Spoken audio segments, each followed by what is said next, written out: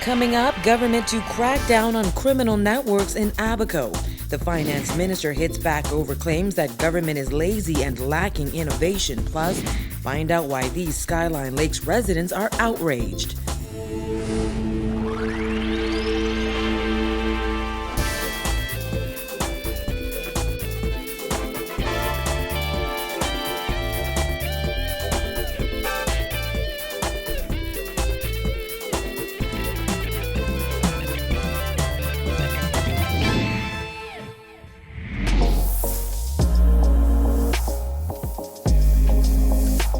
Our news is brought to you by Alive. Welcome to our news and thanks for joining us. I'm Vonnie Tood. Topping news tonight, cleanup efforts in the mud shantytown in Abaco is about 60% complete. That's according to senior government officials who toured the site today. Works Minister Desmond Bannister said the Bahamas must crack down on those illegal communities and reveal that government is looking seriously at criminal networks that facilitated illegal utility services in those shantytowns. Jasmine Brown visited Abaco today and filed this report. Those cleanup efforts, which have been ongoing for several weeks, were more than evident here at the site that once housed the mud shanty town, where illegal dwellings once stood, now exists a barren landscape. While much of the debris has been cleared and the stench of dead bodies no longer permeates the air, the smell of feces was overpowering. Those charged with the cleanup say open cesspits are just one of the many challenges faced by cleanup crews. The swampy land combined with the presence of many cesspits have complicated work for Bahamas striping subsidiary Caribbean Pavement Solutions, which was awarded the contract for the cleanup of the area in late September. We're on the more southern side, which is where the highest debris field is. The water came from the south, pushing everything to the south, and so as we get into this area is where we're finding most of the challenges. When we were assigned this particular site, there were literally millions of pounds of debris of every sort. We've had containers that floated probably more than a half mile from the harbor on the other side that landed on top of homes, boats, cars, vehicles, trucks. I mean, the construction debris alone, mangled with the green debris, has just been an enormous task. And then there are the dead bodies that have been uncovered under the rubble on two separate occasions since work began more than 6 weeks ago. You never could get used to it. Seeing a dead body, it's a sad state. It's a tough job. Again, you know, we have some very, very good staff, laborers who just press on after the discovery. But it's never an easy situation to deal with. Bahamas Striping is one of several companies that have joined forces to tackle the massive cleanup efforts. The company has set a goal of December 20th to be finished with cleaning up the debris on the site. However, Minister of Public Works Desmond Bannister expressed doubt over their ability to meet that deadline, saying there was a lot more work to do. Despite this, he said he was impressed with their work so far. One thing the minister was not impressed with was the fact that the mud was able to exist and expand unhindered for decades. He slammed what he called criminal networks that have allowed those shanty towns to thrive, as he also revealed it has become a criminal matter. If you look even around you, you'll see that illegal connections to water and sewage network, which means that you had a lot of non-revenue water. You had a lot of theft of water. They have a whole area where they have piled up generators, illegal generators that could have caused fires and other challenges. It is a challenge to stop persons from connecting these things. But from what I saw, there was a whole lot of money behind what was happening here.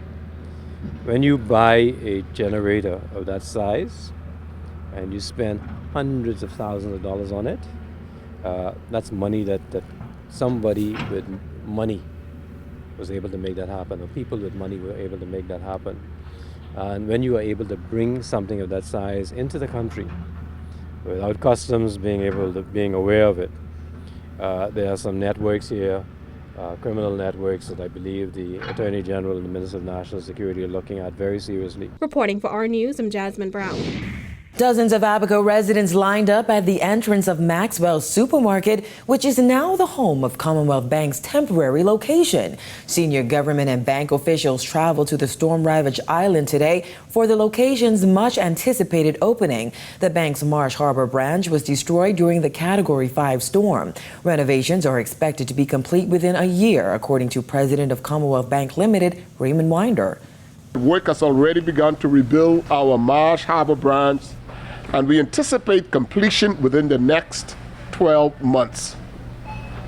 Our team has worked feverishly to provide desperately needed relief and assistance to those displaced and affected in the following ways: $150,000 donation to NEMA, $100,000 donation to the Bahamas Red Cross, created an account to receive donations on behalf of the Bahamas Red Cross.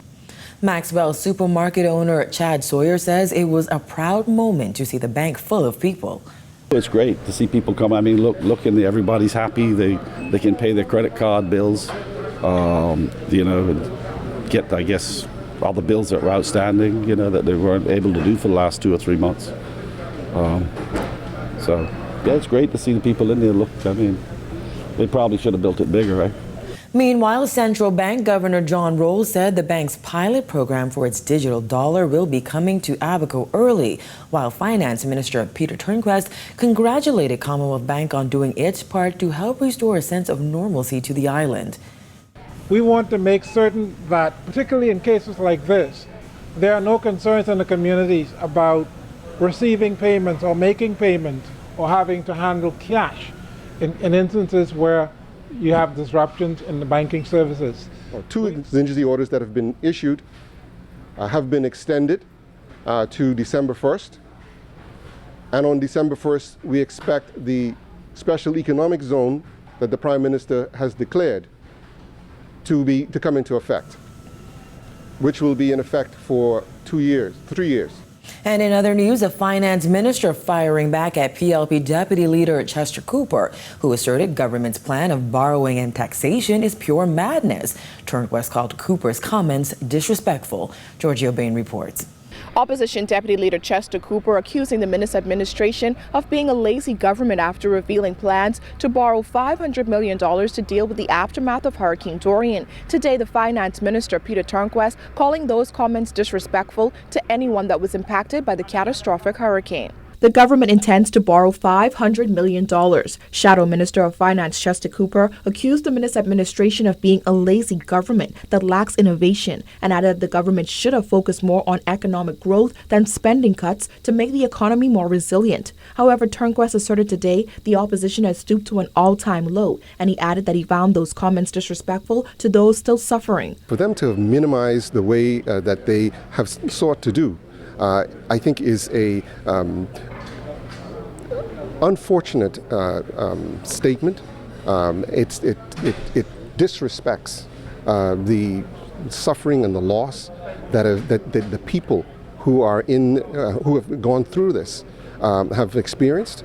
It ignores the significant damage and destruction to lives who have been lost, as well as to properties that have occurred on these 2 islands. And I regret that they felt the need to stoop to that lower level. The finance minister also responded to Cooper's assertion that Turnquest himself was one of the harshest critics of budget deficits due to hurricanes, but said that he has now apparently found religion. According to Turnquest, borrowing is the only way to secure the necessary funds. The loss of tax revenue from these 2 zones, again, has been independently assessed and is significant at over $100 million just this year alone, representing some 18% of our overall income.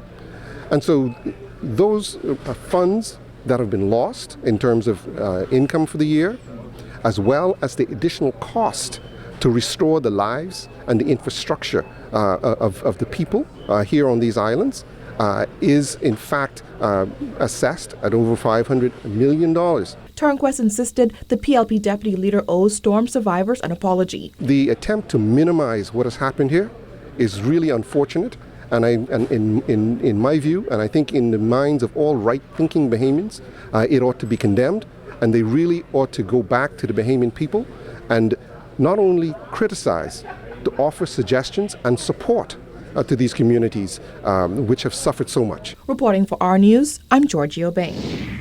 From the crime beat, 2 women were shot during an altercation with an armed man known to them on Amos Ferguson Street last night. According to the police report, the 2 women were in the area around 10 p.m. when they got into an argument with the gunman. The man allegedly shot them before fleeing the area. One of the women was transported to hospital where she is listed in stable condition. The other woman reportedly refused medical treatment. Police investigations continue. An application to rezone parts of Prospect Ridge Road for commercial use is not sitting well with residents of the neighboring Skyline Lakes. They fear that development of 5 acres of land would lead to increased crime, traffic, and noise in what they labeled a tranquil and close-knit community. They don't live here. We do. Residents of this quiet Skyline Lakes community are outraged over a proposal for lots 5 through 10 in the nearby golf course subdivision. According to a public notice by the Department of Physical Planning, the applicants want to rezone these undeveloped properties located on the northern side of Prospect Ridge Road for commercial use. That may include special events, a restaurant or bar, boutique hotel developments, or medium to high-density multifamily residential use. And we're disturbed by it. We believe that this proposed development will have a significant negative impact on this tranquil community, and we are opposed to that development. So can you imagine the increase in traffic alone? Not to mention all of the other X factors, environmental issues, the deliveries, the garbage collection, the rodents. I mean, we could go on and on. We did not purchase this property, our properties, to have such a commercial venture here. Fellow resident Sandra Dean says it's already hard to get a good night's sleep and nearby resorts have events. She fears what will happen if commercial entities spring up just down the street. Whenever they have bingo, I know who wins, who doesn't win. I also, the wind's coming out of the north? Yes. I also know that you put your right foot first, your left foot stamp, and I have to leave my bedroom to go to another room to relax. And then shortly thereafter, we have Bahama who sets off their fireworks. I'm frightened by the fireworks because I'm not expecting it. My animals become annoyed. It's really noisy and you can't sleep. We don't want that around here. We want this place to stay quiet. There are also concerns that the remaining road leading into Skyline Lakes would be closed and traffic rerouted. You know how much traffic passes here getting on Prospect Road? If they reroute that, where these people are going to go? So everywhere will just pick up a lot of traffic and it'll be crazy. This purchase of properties run straight across into Stanford Drive, which means that for them to amalgamate or bring all of this together, they may just have to close that road that takes us into Cable Beach, West Bay. And that is a huge concern. These residents say, to add insult to injury, the proposal referred to this community as a depressed and stagnant area of the island that is constricted by developmental restrictions that are long out of date and relevance. That's very comical. We've been here from November of 1992. My late wife and I and our family, we have been here. It's been a very tranquil community. So you can't say that 27 or even 30 is an old community. We are just starting.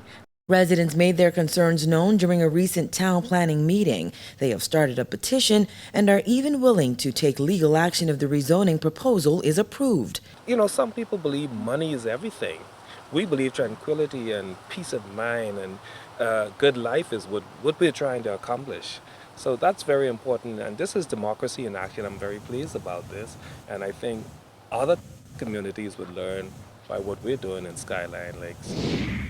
Our News reached out to Graham Thompson Attorneys, which submitted the application on behalf of its clients, and Acting Director of Physical Planning Charles Zonico for comment. However, our calls were not returned up to news time.